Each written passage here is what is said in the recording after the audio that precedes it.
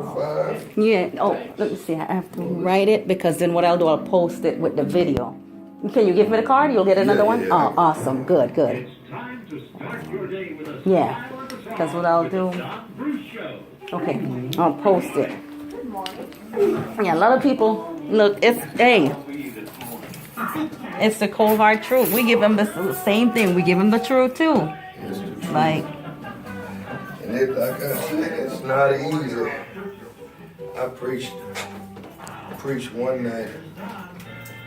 It's been probably about a year and a half or close to 2 years ago.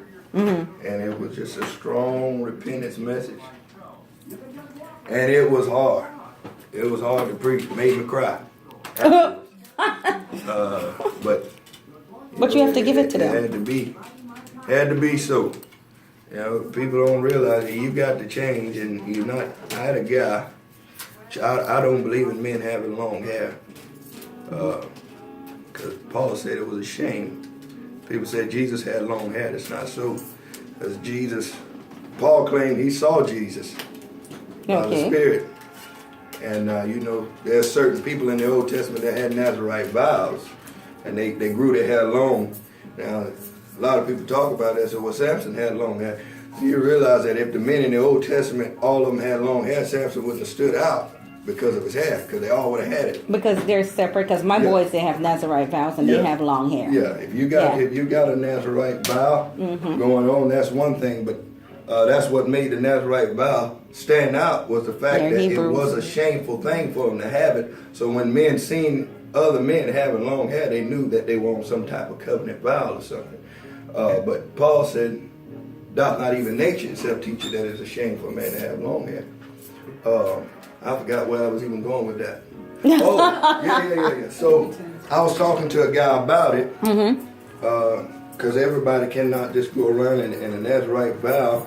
So only certain people you saw that took that for life. It was usually for about 30 days, 30 to 90 days. It wasn't a lifelong thing with everybody.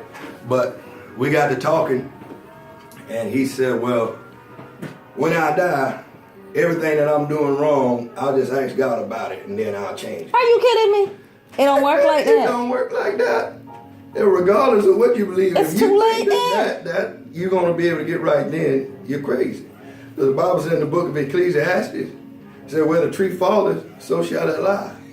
And where you fall at when you die, however you die, that's how you're going to be judged. So to say, well, I'm going to go back and change it. No. Can't do that. They have it messed up in like a lot of the churches and a lot of things, and telling them, you know, the person, you're wicked, you've been a hooker or whatever, a drug dealer, pimp, prostitute all your life, and they're with the Lord now. No, so they can make heaven a whorehouse. Yeah. You're a pimp house. You can't. Get up there and preaching right into heaven. You know what I'm saying? You can't do that. There's just no way. And if that's the case, he wouldn't have given you the laws, and he wouldn't have said repent, and he wouldn't have said change, except he be converted, which is change. You shall not enter. No, but you have to change before. You can't just say, okay, now they're dead, they change. And then when I figure out that the preacher told me the truth, I'll change. That's stupid. That's dumb. You're playing with fire. You know, it's funny. I normally say, liar, pants and fire, because your pants is on fire. You're burning in hell. Yep. You know, it's like, to me, I'd rather go ahead and live right now. Yep. You gotta get right. Yeah. And that's a part of it. It's a great thing if you obey it, but that obeying part sometimes it take a little bit of time. And that's understandable.